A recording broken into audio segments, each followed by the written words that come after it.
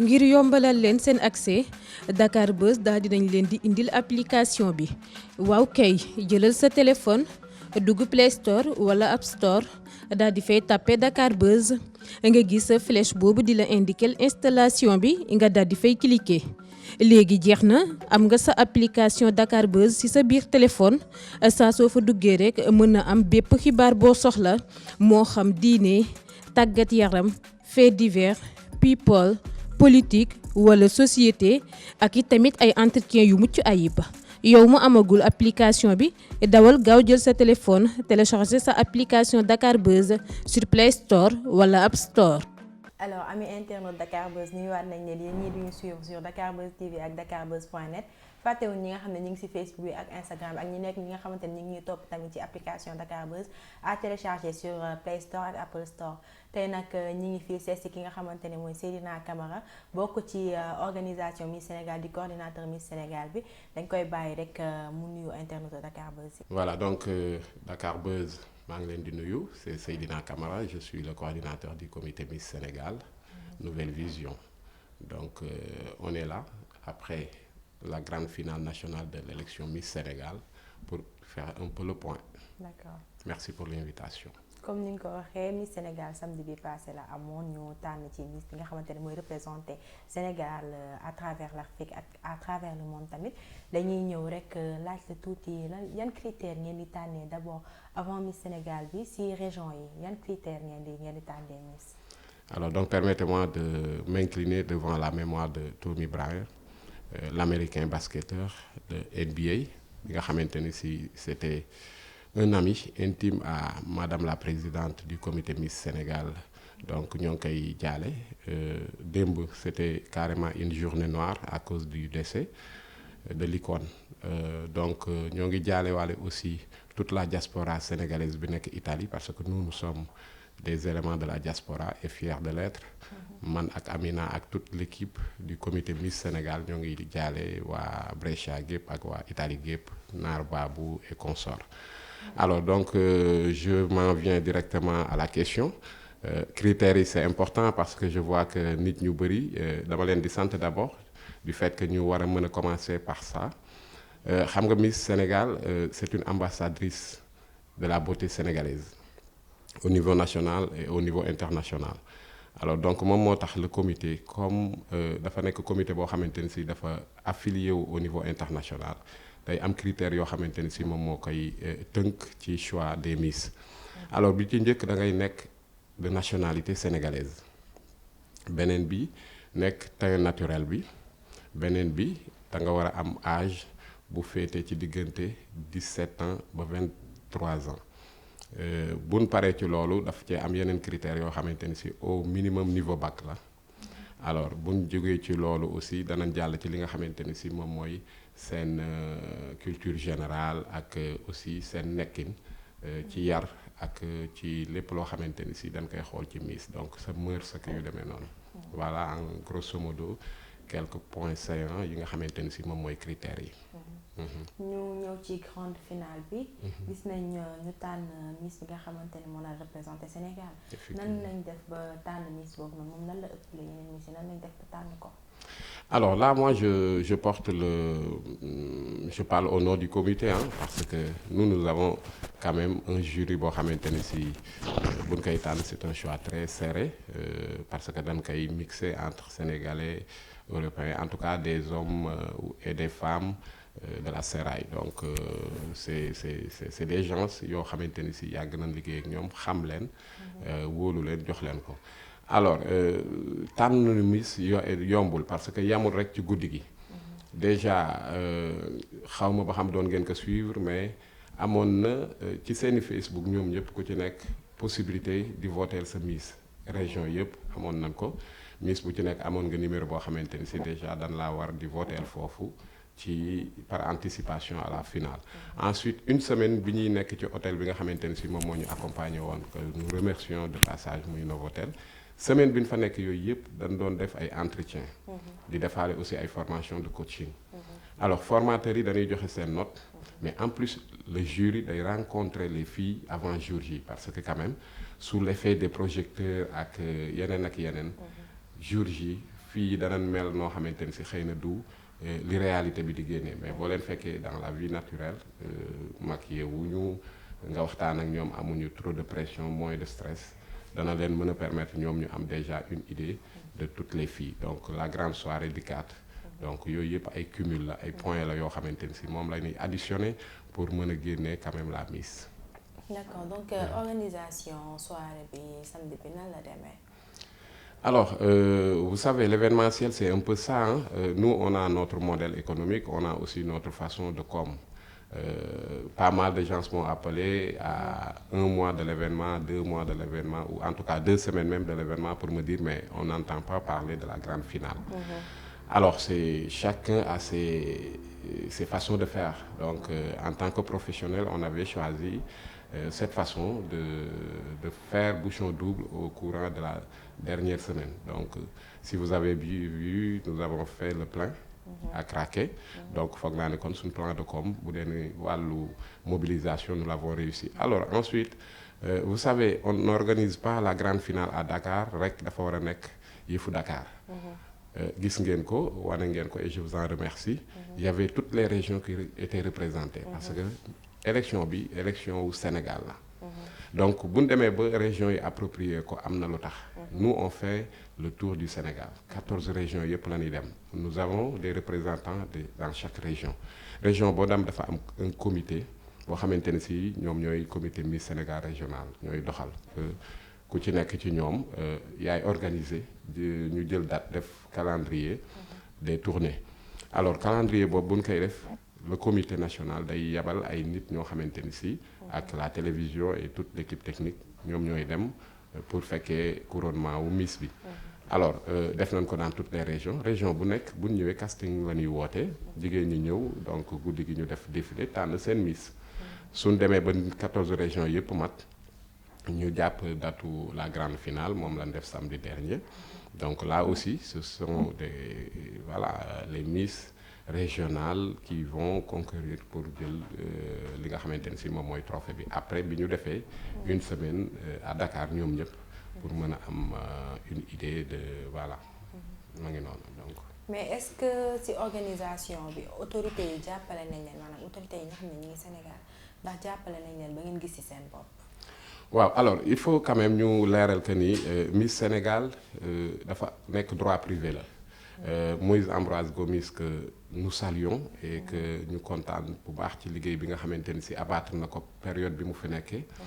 ku ne xam na ni bi mu demee benn instant toog na 4 bonnes années yoo xamante ni si Miss Sénégal amul. Alors Amina la présidente du comité nekk jigéen bu am jom nekkoon au niveau international mannequin remporté wala xam podium yi gën a mag ci àdduna bi. Tout ce qui est en Italie, elle a vécu là-bas plus de 20 ans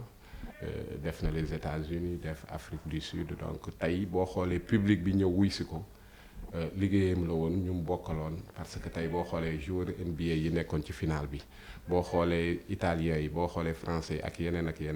bu ñu demee ba mën a décrocher des députés français wala des hautes personnalités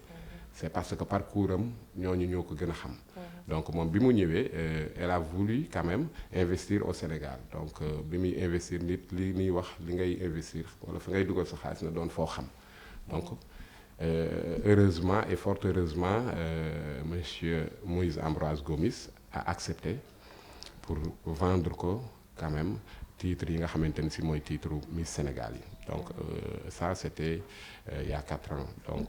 ci la commencé quand même organiser li nga xamante ni si moom mooy Miss Sénégal mais vous savez en événementiel et en matière de Miss il faut au moins 3 bonnes pré-éditions lañ koy tuddee pour nga soog a mën a commencer donc ñun mën nañ considérer ne ren mooy suñ première édition en quelque sorte 3 ans yi ñu jàlloon yëpp tu essaies de voir un peu comment mettre l'équipe et autres alors ñun dañu mën naa ne hérité des équipes de Moïse ndax Amina bi mu dikkee aussi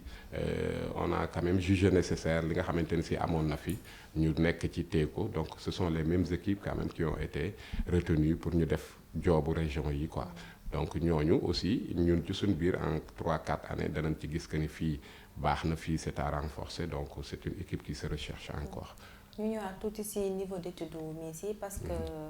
mën nañ ne niveau bac lañ leen di laaj. voilà sénégalais yi ñu bëri ñu ngi naan genre Miss yi amuñu niveau. wala Miss yi mënuñu wax ñii dina dégguñu français et tout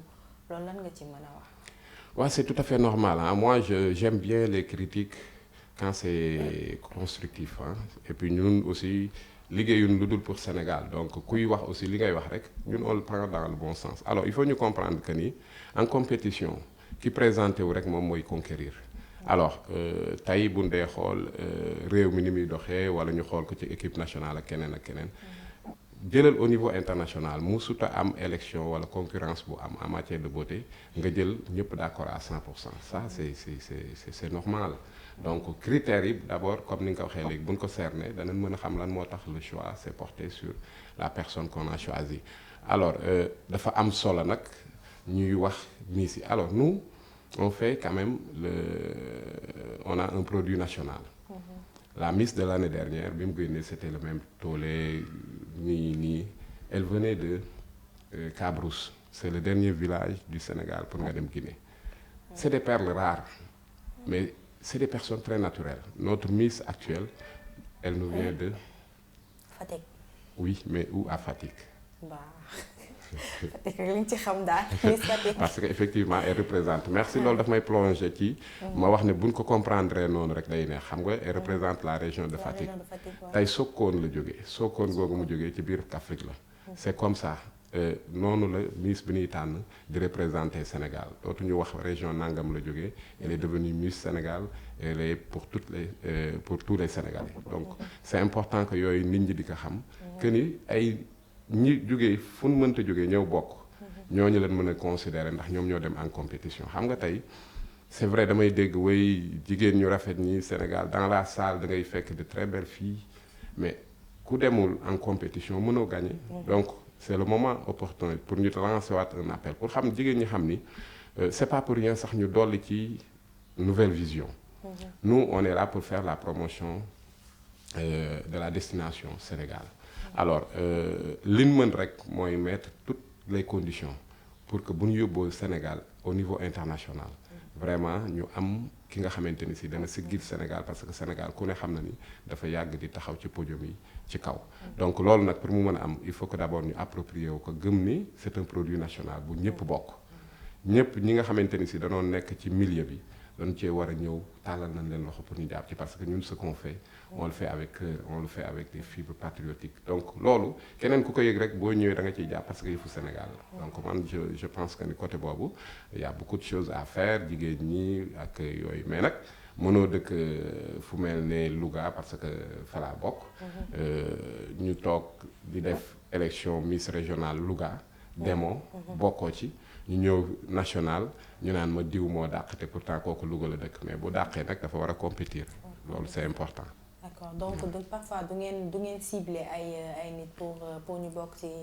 ci Miss Sénégal bi. Ah oui cibler alors comme je te disais comme je vous disais tantôt cibler comités régionaux yi ñoo koy def. ñooy dugg ci écoles yi ñooy dugg ci universités yi dem wax ñëpp que ni dañuy def tel jour concours casting bi. ñi ñëw rek lan mën a jël. D'accord ñi ñëw rek ngeen mën a jël. Voilà ñu des ci critères yi parce que tout à l'heure yaa ngi doon wax ne peau naturelle bi ci la bokk. gis nañ ne 2 ans yii nii ki gagné Miss Sénégal 2019 ak 2020 bi ñoom ñaar ñëpp peau noire lañu am da ngeen di lutter contre la dépigmentation ci yoon boobu ngeen nekk wala. Alors il faut signaler que quand on parle de peau naturelle. wala teint naturel laay wax. teint naturel dafay nekk loo xamante ni si mën na xees mën na ñuul. Effectivement on lutte contre la dépigmentation parce que c'est tout à fait normal ñun on est là pour protéger nos jeunes sœurs. Donc bépp produit boo xamante ni si boo xoolee ci sunuy liggéey du ñu nangu sax ànd ak yenn sponsors yi loolu aussi c'est important parce que xam nan lan mooy image yu Sénégal lan mooy image yu Miss Sénégal donc loolu moom mooy waral effectivement foofu dañ ciy tenir compte bu baax. Alors le fait que bu ñuul moo gagné daaw moo gagné ren mais est-ce que xam na ni Miss Sénégal ma ngi am depuis 1960 donc xëy na dañu habitué wu woon rek ci wax ne bu xees parce que effectivement nit moo mel noonu rek mais ñuul ak xees ban moo ci dàq aussi loolu c'est à voir il suffit tout simplement que nga nekk nit ku am teint bu naturel après les gens vont apprécier. ñu gis mu am tamit ay invités de marque ren gis nañ Miss yu jóge ci un peu partout dans le monde. ñëw nañ pour seetaan si Miss Sénégal bi. invité yi bëri woon na. effectivement alors tout simplement day wane liggéey bi nga xamante ni si ak engouement bi Miss Sénégal comité bi dirigé par la présidente Amina Badiane di abattre au niveau international. Vous savez nous au courant de l'année suñ xasee pare nii rek on a juste. Enfin 2 semaines pour def la com ak la Miss ensuite 2 semaines de repos et on reprend parce que nous avons et les 14 régions mais aussi l'international donc généralement wuy ji yi ñuy wuy ji nit ñi moom mooy indi ak relation yi ñu am ak ñoom mooy waral buñ xewlee ñëpp sawar a ñëw Sénégal parce que ñun li ñu intéressé mooy na nit ñi ñëw xam lan moom mooy Sénégal gis taaru Sénégal mën a booster un peu économie parce que quoi qu'on puisse dire ñi fi ñëw que muy des éléments de la NBA muy ay députés français muy ay producteurs italiens que muy keneen ak keneen bu ñëwee ci hôtel yi la ñuy dal seen xaalis fii lañ koy dépenser te pourtant dañ leen di encadrer pour que nga xamante ni si du am lenn lu dul win-win bu ñu ñëwee c'est pour découvrir le Sénégal donc ñun li ñuy def rek mooy vendre la destination Sénégal loolu daal moom mooy waral ñuy préférer ni ñu leen di wuyjee ñoom it ñu ñuy wuy see ndax tamit taaru Sénégal foo dem da nga koy dégg donc ñoom ñëpp dañ koy def avec beaucoup de plaisir bu ñuy invité daanaka dañuy saraxu ñoom pour ñun ñëw donc bu ñu leen dee invité ñoom it vraiment dañuy ñëw donc dañuy saluer bu baax la présence de Miss World Afrique nga xamante ni si tey mën nañ ne c'est une fierté di saluer Miss Univers di saluer aussi Miss Togo Miss Burkina donc et tant d'autres yu waroon a ñëw donc peut-être c'est le moment opportun pour dire que du yëfu comité privé yëfu Sénégal gépp la au-delà de ces personnalités gis nga parterre ou invité d'honneur yi nga xamante ni si amoon nañ ko foofu et c'était important pour nous que ñoom ñu ñëw découvrir loolu lan mooy Sénégal moom moo tax on n'a pas hésité pour présenter leen ndax dafa am critères yoo xamante ni si ñoom moom la ñuy yóbbaale ban salle lan ko defee ban genre de public moo fa nekkoon ak yooyu yëpp donc techniquement on a su assurer ba xëy na bu nit ñi amee lu ñuy wax ci commentaire quel que soit alpha lu positif rek laay am comme retour franchement. comme ni nga ko waxee lu ñu am mënti wax ci commentaire te yi ñëw ci commentaire yi nga xamante ne commentaire yu négatif la sax depuis samedi ñi ngi gis ne gars yi ñu bëri ñi ngi dal ci comité d'organisation bi d'abord dal tamit ci ki nga xam ne moom lañ tànn muy Miss Sénégal 2020 bi ndax ñu bëri nee nañ ni ngeen tànnee Miss bi daal jaarul yoon. genre lu ci jaarul yoon. nee nañ Miss bi warul représenter Sénégal parce que dafa ñaaw ñi naan mënul wax voilà. critique sénégalais rek. Ben c'est normal au pays des aveugles. kan moo fay roi du borgne. c'est le moment pour ñu wax ne ñi nga xam ne jàpp nañ ne danoo rafet danoo taaru mais nañ ñëw alors lan moo tax ñëwuñu tey ñun loolu dañ koy poser parce que nous parlons avec des gens yoo xamante ni si xam nañ bu baax lan mooy monde événementiel. alors vous savez ñun bu ñuy jël la Miss. en tant que comité national tey mooy suñ jour ji boo xamante ni si deux pour Miss bi donc deuxième jour muy porter couronne Miss Sénégal daaw c'était même la même chose Alberta bi muy soog a yegg si dañ doon kaas di wax dafa ñaaw dafa nangam ak sangam en espace d'une année Alberta bi mu taxawee ci public bi elle a séduit tout le monde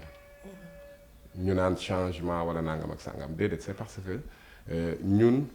suñu liggéey mooy loolu bu ñu la jotee defar la ba nga xamante ni si en tout cas dootoo am yenn détails wala yenn problèmes yi nga xamante ni si nit ñi mën nañu ko jàpp que ni vraiment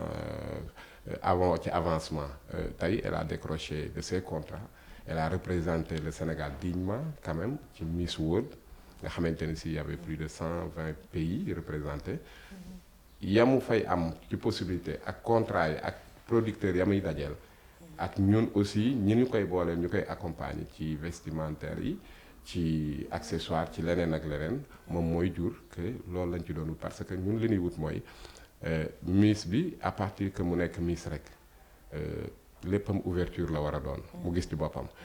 couronne bi lan war a gën a mettre en valeur c'est pas que jox nañ ko oto jox nañ ko kër danoo toll foofu parce que ñun dañu gëm ni Miss bi loolu moom moo ko war a liggéey ci ay contrat am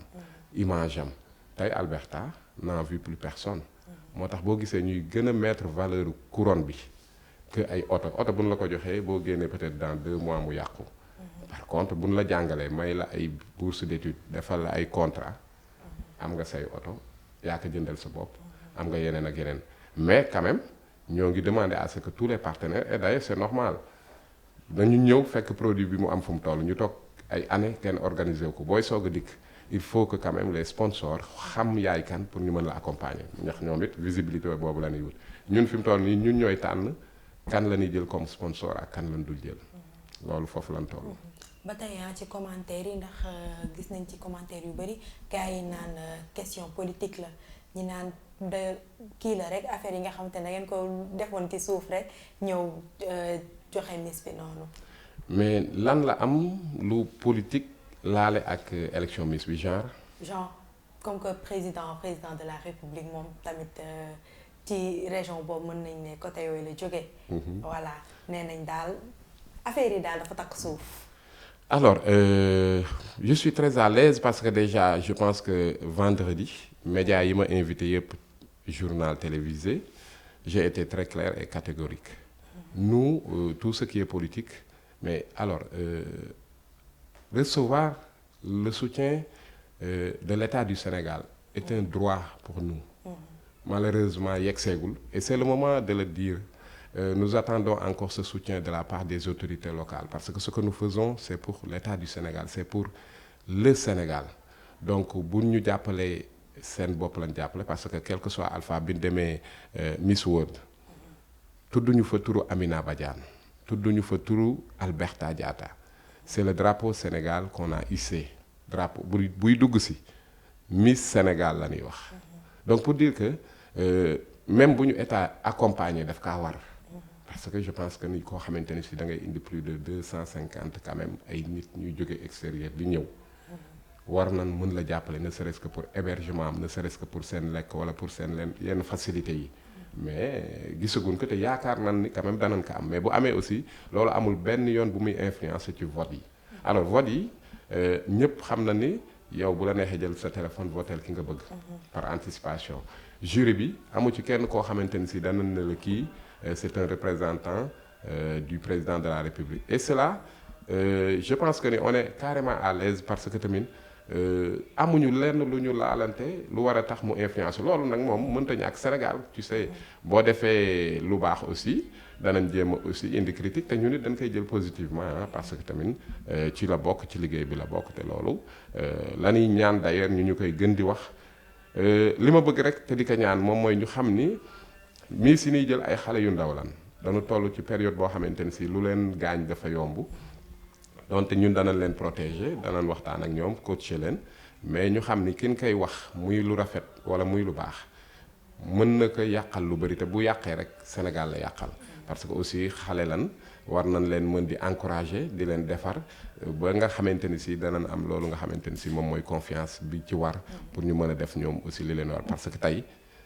boo xoolee Sénégal lay représenter ambassadrice la kooku buñ koy encourager man je me pose la question de savoir même lan moo war a mën a tax Sénégal léegi yu baax yi ñu koy bañ di fësal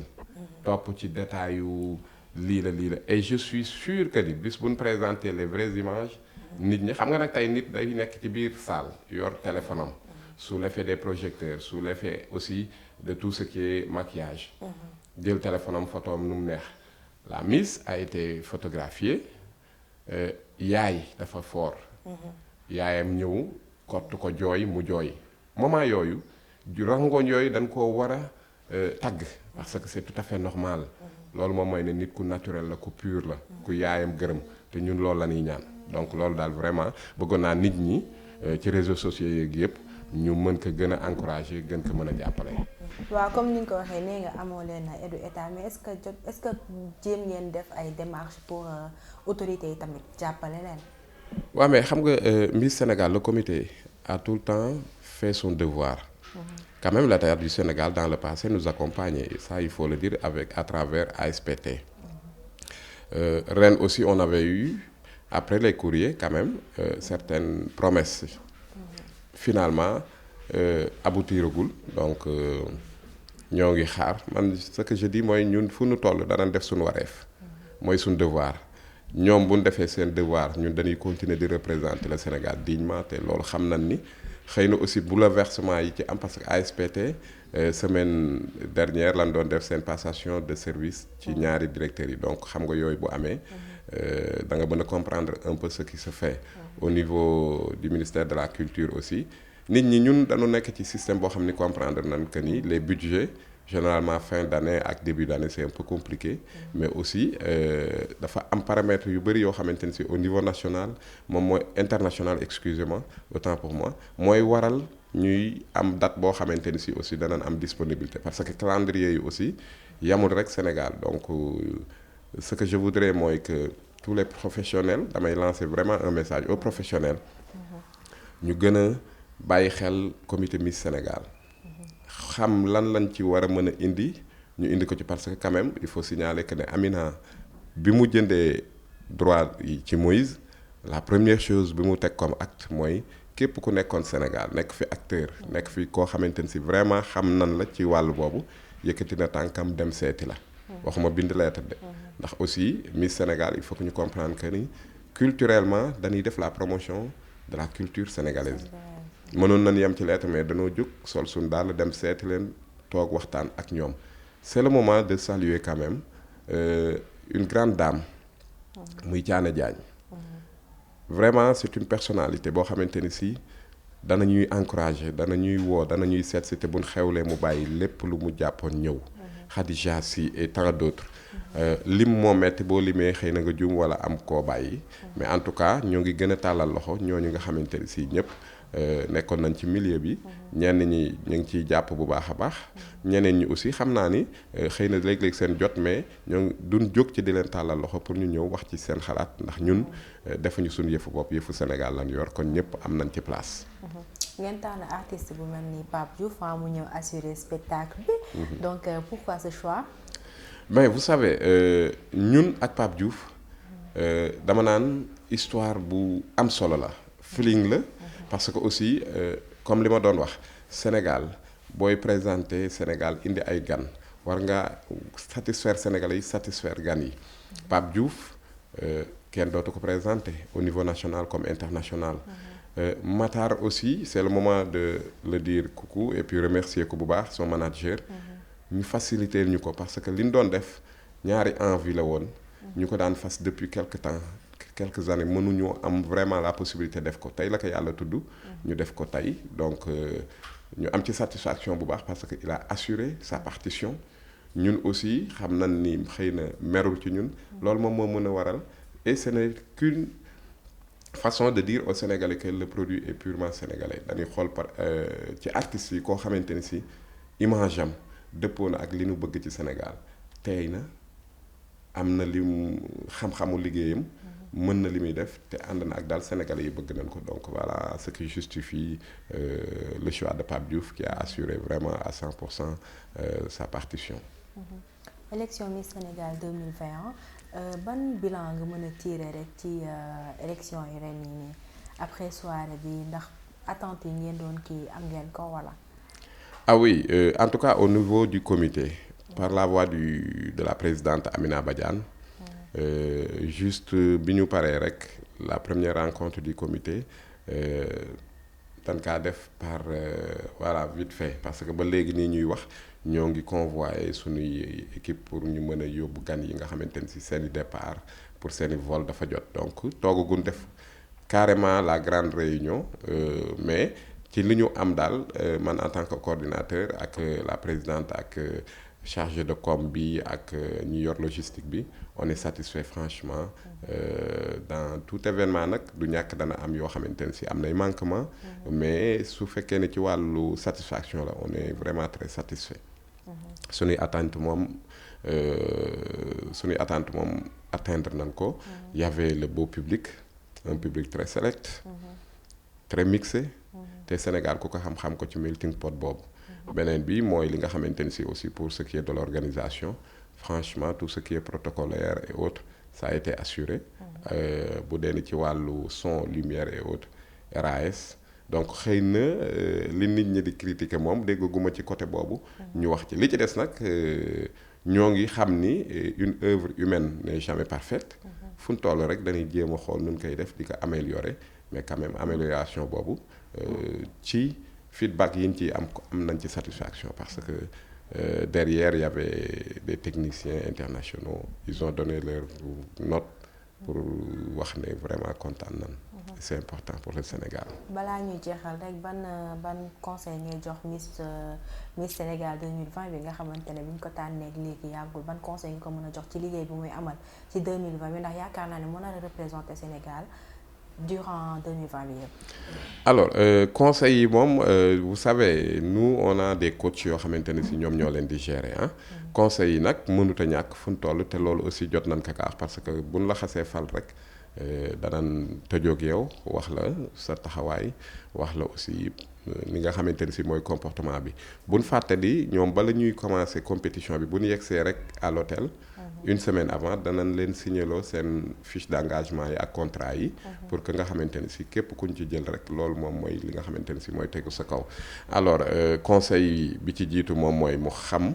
que ni li mu yanu du lu oyof li nga xamante ni si moo tax aussi ñu tànn ko mu bañ kaa fàtte te ay yar gi ak comportement am na ci solo que mu xam ni Sénégal gépp lay représenté donc Sénégal nag boo koy représenté war ngaa xam li ngay wax war ngaa xam fi ngay teg sa tànk war ngaa xam aussi yow yaay kan ndax ñun loolu rek la ñuy xaar ci moom te yooyu bokk na ci yi nga xamante ni si détecté nañ ko ci ba mën a tax tey ñu jox ko quand même couronne Miss Sénégal. waaw daanaka waxtaan bi amoon na solo lool dañ lay bàyyi rek nga tàggatoo ak internetu Dakar Buzz yi. waaw xam naa nag da ngeen ma permettre ñu remercier bu baax a baax ñi nga xamante ni si ñoom lan àndaloon ci liggéey bi donte ku lim da nga juum waaye am na ñoo xamante ni si taxaw nañ ci bis bi façon boo xamante ni si mënuñu leen a ñàkk sant ak gërëm moo xam appui bu mënta doon financièrement moo xam techniquement moo xam ne serait-ce que moralement nga ñëw ndax am nañ ay nit ñu baax ñoo xamante ni si ñëw nañ seet si xale yi avant fekk leen hôtel teral leen waxtaan ak ñoom ñun en tant que comité nous avons aussi eu des soutiens yoo xamante ni si ci ay nit ñu baax ñoo xamante ni si jàppale nañ ñu tey tout ce que nous avons eu comme sponsor et autres mention spéciale lan leen di wax parce que c'est des gens qui ont cru au produit depuis 4 ans ñuy ànd ak ñun muy neex muy naqare ñuy ànd ak ñun donc suñ demee ba fii nga xamante ni si yàlla def na tey ñëpp ci wax war nañ mën ne delloo nañ leen njukkal bu baax a baax donc du ñàkk xëy na danaa leen jox la liste ngeen def ko sous forme de critères bu leen neexee nag aussi ñu def ko en tout cas ñoo ngi remercier bu baax a baax ñi nga xamante ni si moom mooy Busy Correction ndax foog naa ni robe yi ku ko gis xam ni franchement alhamdulilah Sénégal am na une représentante boo xamante ni si fu mu taxaw parce que Miss Sénégal vous savez que ñi daan ñiy solal Miss Sénégal 3 éditions yi jàll yépp mooy ñi daan solal Miss France ñiy solal actuellement Miss France donc pour dire que ni c'est des grosses pointures ñu fi daan def lu am solo tey doomu Sénégal ñun loolu lañ gëm ñu gis muy liggéey lu baax ñu woo ko waxtaan ci ak moom mu def ci léppam tey résultat baa ngi nii donc moom aussi mu am mérite bu baax a baax ku xam Miss Sénégal aussi xam ko ci cocktail parce que suñuy invité d'honneur suñu ñëwee danañ leen boole pour mën a créer benn en tout cas symbiose ci seen biir ñu mën a jël autour d'un pot benn dégustation boo xamante ne si dana permettre ñu waxtaan def fa benn genre B2B ñoom ci seen biir donc voilà là aussi nous remercions particulièrement notre partenaire muy Mandela Traiteur moom aussi wax dëgg yàlla yoreel nañ ko njukkal bu baax a baax ñi nga xamante ni si tamit moom mooy suñ partenaire télé donc moom it mu assuré ndax tey foog naa ni bu ñëpp mënee am image yi te teewuñu ci biir salle bi muy la 2STV c'est parce que aussi abattre nañ liggéey boo xamante ne si bu am solo la mais de même partenaire télé A2ITV bi nga xamante ne si mooy télé diaspora moom aussi direct la doon def LCA aussi bu Burkina Faso moom aussi direct la doon def donc nous remercions aussi les chaînes yéen dañ leen di beral cant parce que quand même gis nañ seen taxawaay ak ni ngeen ko couverture bi ngeen ci def. Seneweb donte moo doon suñ partenaire officiel mënuñu koo bañ a ñàkk a tudd ndax moom it aussi gàcce nga laama donc ku lim rek da nga juum te yaakaar naa ne aussi dañu defoon benn choix mooy acteur bu ñëw muy sénégalais yor activité moo am priorité ci sponsoring. Des fois gars yi duñ xam sax lu tax. Nous avons choisi un partenaire qui s'appelle Ayo. moo yor 4e licence téléphonique du Sénégal. ñun ñi nekk diaspora suñuy woote Sénégal am numéro diaspora Ayo coût bi ngay wootee entre yow ak Orange ñun moom la ñuy fay pour woote donc à un coût local donc ñooñu ay sénégalais lañ di liggéey. Nous avons choisi parmi les autres kooku te pourtant ñeneen ñu mag ñi fi nekk bëgg nañ ko mais ñun nous sommes dit que ni nan def ak ñoo xamante ni si d'abord sénégalais lan pour que Sénégal aussi gën a mën a jëm kanam. Donc yooyu daal ak li nga xamante ni si nag moom mooy waa Raam ñoom ñu assuré vol yi donc Royal Air Maroc aussi danañ leen remercier mais suñ partenaire officiel quand même Ben Bazin la woon ku ne gis na ko. Ci tissu yu rafet yi ci bazin yu rafet yi xale yi jigéen ñi tey buñ sañsee nii mu mel bataaru présentateur yi mel ni ñu mel. Ben Bazin ñoom ñoo fa jaar donc ñooñu aussi xam nga mënuñu leen woon a ñàkk a tudd. boo gisee le parrain dafay lu am solo ñu ciy wax. dañu jël ki nga xamante ne si mooy Amadou Gallo Fall. Sénégalais yi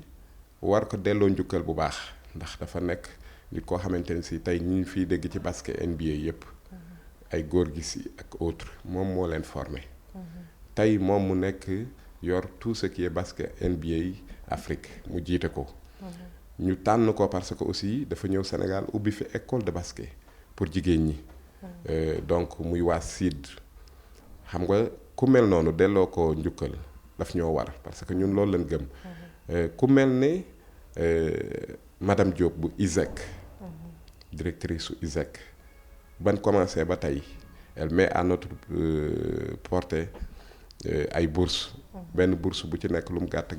5 ans la day dépasser quand même les 3 millions et quelques francs CFA mu defal ko xale yu jigéen yëpp yi nekk ci couronne ci podium bi donc ñooñu ak